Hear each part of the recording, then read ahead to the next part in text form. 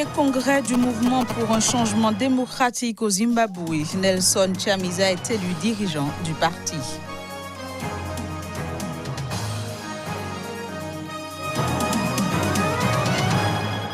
Journée de prière pour la paix à Bangui en Centrafrique, une initiative de l'organisation non gouvernementale GROUFEPA.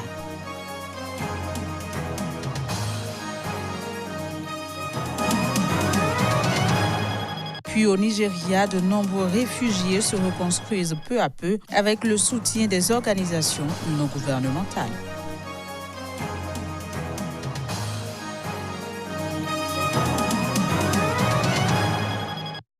Nouvelle page de l'information sur Sika TV. Bienvenue à toutes et à tous.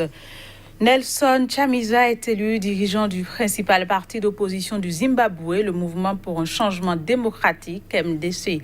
C'était à l'occasion du premier congrès du parti organisé depuis la mort de son fondateur, Morgan Tsvangirai. Les détails. Le principal parti d'opposition du Zimbabwe, le Mouvement pour un changement démocratique, a reconduit ce dimanche à sa tête l'avocat Nelson Chamisa. Seul candidat annoncé, il a été élu par les quelques 10 000 délégués du MDC réunis depuis vendredi dans la ville de Gweru, dans le centre de Zimbabwe. Candidat malheureux à l'élection présidentielle de 2018, Nelson Chamisa, un avocat ambitieux de 41 ans, dirigeait de fait le parti depuis la mort de Morgan Tsvangirai il y a un an, mais n'avait pas été formellement élu par ses membres. Ce scrutin a aussi purgé la controverse juridique née de l'annulation au début du mois par un tribunal pour des raisons de forme de la procédure de nomination de Nelson Chamisa. Candidat du MDC à la présidentielle de juillet 2018, il a été devancé par le président sortant et candidat du parti au pouvoir, Emmerson Mnangagwa. Arguant de fraude massive, Nelson Chamisa refuse depuis de reconnaître sa victoire. Créé en 1999, le MDC est le plus important parti d'opposition à la ZANU-PF au pouvoir depuis l'indépendance en 1980 au Zimbabwe. Son chef, Morgan Tsvangirai, est mort l'an dernier d'un cancer. Au Niger, les structures du Modern Lumana, le parti de Hama Amadou, disais-je, dénoncent un acharnement contre leur leader. Et ce, depuis la décision du ministère de la Défense de porter plainte contre lui pour des propos jugés attentatoires au moral de l'armée. On fait le point avec notre correspondant à Niamey, Abdulkarim Mahamadou. Après le bureau politique national du Modem Lumana, c'est à la coordination régionale de Niamey, sous la direction de Seni Yakouba, de donner de la voix.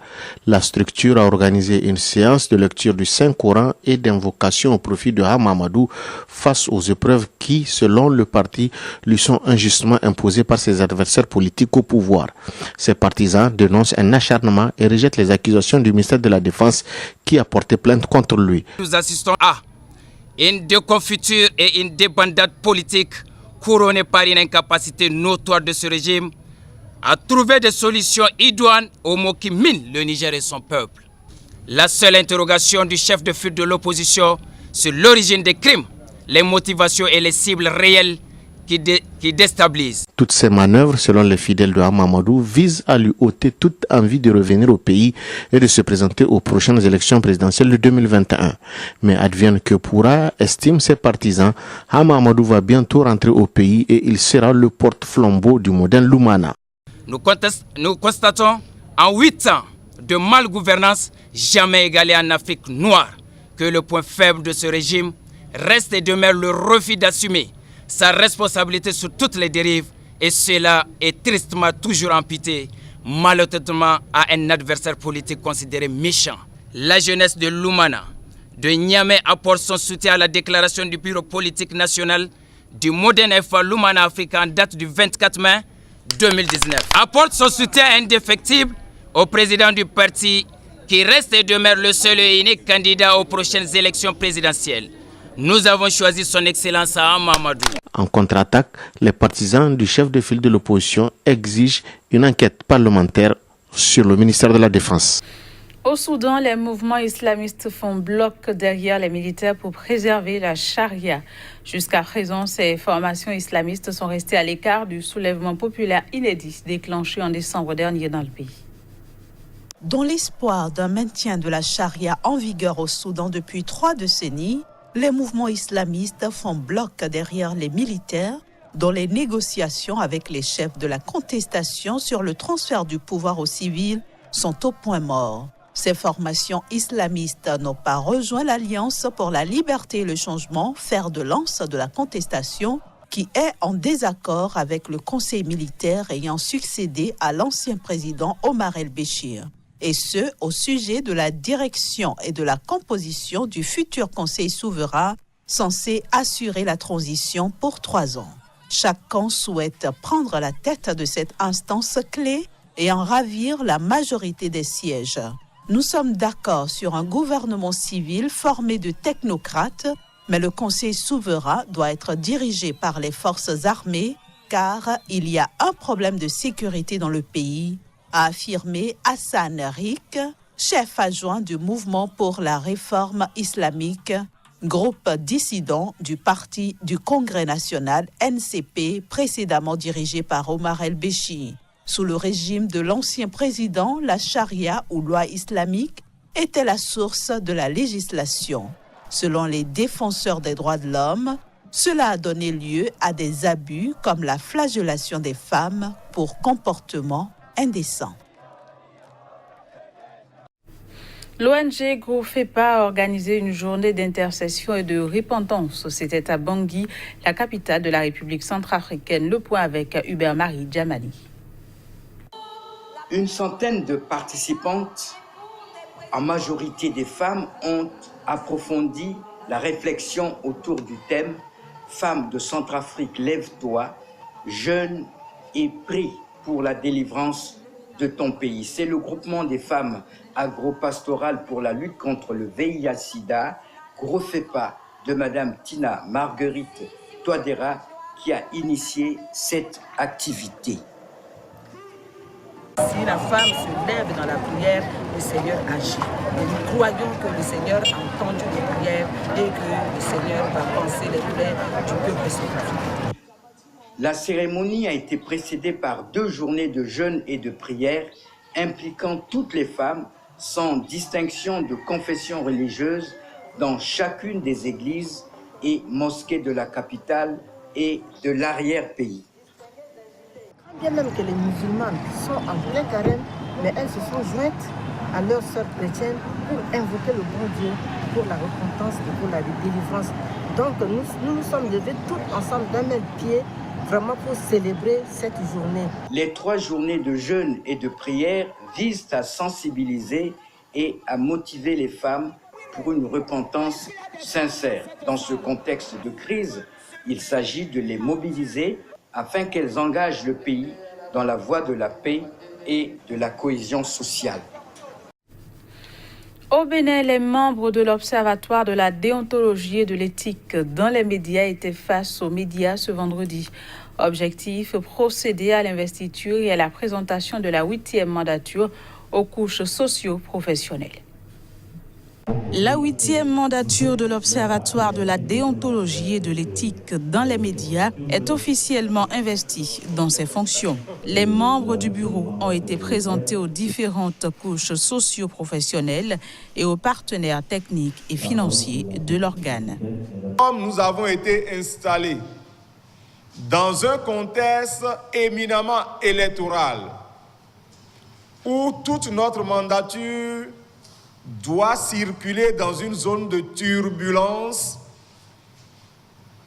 et que nous devons observer une veille stratégique et une intelligence territoriale sur tout le Bénin, il est important de rassurer les consommateurs de produits de médias que vous êtes pour vous dire autant nous veillons sur l'exercice de la profession de journaliste, autant nous constituons un rempart pour vous, pour éviter que les fausses nouvelles vous envahissent.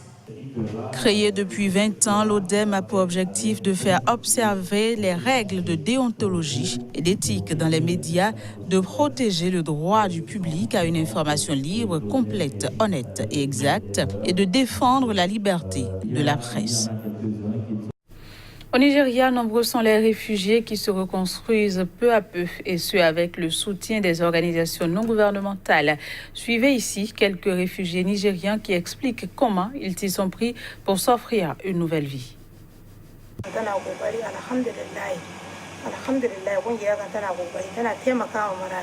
Un mauvais souvenir, oui, le camp des réfugiés. Nous vivons sous le soleil brûlant avec nos enfants. Il n'y a pas de maison, pas d'arbres pour se cacher. Nous n'avons ni nourriture ni à boire. Il n'y a rien pour nous. Nous ne comptions que sur Dieu. Nous étions trop nombreux pour être campés. Les habitants de tous les villages affluaient vers cet endroit de peur d'être tués. Au moment où j'étais là-bas, les gens continuèrent de fuir. Plusieurs personnes ont été tuées et des centaines de maisons rasées. Au milieu de cette situation désespérée, le chef de l'Agence nationale de gestion des urgences NENA, responsable du nord-est du pays, nous a aidés et via une ONG, je me suis retrouvée avec une activité rémunératrice. Environ 15 000 personnes déplacées des États de Sokoto et de Zamfara se sont rendues en République du Niger et s'y sont réfugiés. Ils vivent dans environ 9 communautés d'accueil et sont disposés à rentrer chez eux. Ils ont besoin d'une aide humanitaire car les installations y sont surchargées. Grâce à cette ONG Islamic Women Foundation, l'espoir y est.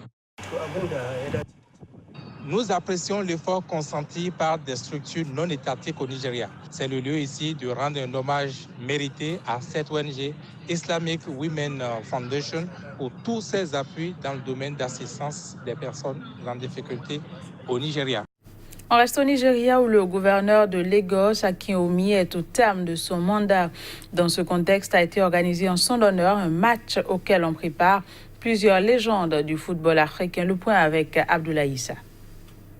Le stade Agege de Lagos était très animé le week-end passé, alors que les légendes du football africain et nigérian ont rendu hommage au gouverneur sortant de l'État de Lagos, Akinwumi Ambode. Pratiquement toutes les plus grandes stars africaines et nigérianes ont répondu présentes à ce grand rendez-vous. Le match palpitant qui a été suivi par une foule au stade de Agege. Parmi les joueurs de l'équipe légendaire nigériane entraînée par l'entraîneur olympique Bonferejo, on peut citer Djidji Okocha, Wanko Kanu, Samson Siasia, Daniel Amokachi, Augustine Ogwavon, Muchiwa Depoju, Emmanuel Amunike, Taribo West, Uche Okechukwu, Garba Lawal, Peter Rufai et Keshoromu. Parmi les autres figurent Finidi George, Victor Ikpeba, Obafemi Martins, Tijani Babangida. L'équipe de légende africaine entraînée par l'ancien entraîneur des moins de 17 ans Golden Eagles, Fanny Amou, Yahvé Aladji Diouf, Diomansi Kamara, Titi Kamara, Christian Karambe, Stéphane Apia, Didier Zokora, Lomadan Loua, Khalilou Fadiga et Seydou Keita. Wanko Kanu a ouvert le score en première mi-temps avant que Titi Kamara ne dresse le niveau des légendes africaines en l'espace de 2 minutes. On se revoit pro, même si c'est une évidence qu'on est déjà à la retraite, mais il faut faire plaisir à ces gens qui sont venus et bien sûr ceux qui ont organisé ce match, cet événement. Cette initiative est incroyable parce que même moi, je les ai vus jouer aussi à la télé et cette fois-ci je joue avec eux, contre eux et pour moi c'est une grande fierté de revenir en Afrique. Plus tôt, il y avait un match de nouveauté entre une équipe de moins de 15 ans de Lagos et son homologue de l'État de Kebbi. Les visiteurs ont perdu sous un score de 5-0. Le gouverneur Ambode a également été intronisé au temple de la renommée par l'association des supporters nigérians NSC pour son soutien indéfectible au développement du sport, en particulier du football au Nigeria. Voilà, c'est la fin de ce journal. Merci d'avoir suivi. Au revoir et à très bientôt.